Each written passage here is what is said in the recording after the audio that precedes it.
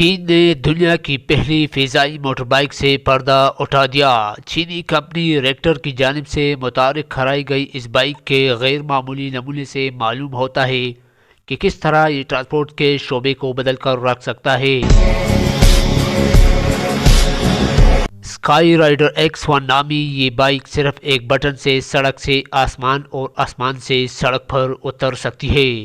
چینی کمپنی کے مطابق اسکائی رائڈر ایکس 1 جب سڑک پر ہوگی تو یہ ایک برقی بائیک کی طرح چلا سکے گی، اور جب اس کے چاروں بازو کو کھول دیا جائے گا تو یہ ایک فضائی بائیک میں بدل جائے گی، اور پنکھے چلنے کے بعد سوار کو منزل کے متعلق بتانا ہوگا اور پھر بائیک انہیں اڑا کر وہاں تک لے جائے گی۔ یہ سواری دو مختلف ویژن میں دستیاب ہوگی۔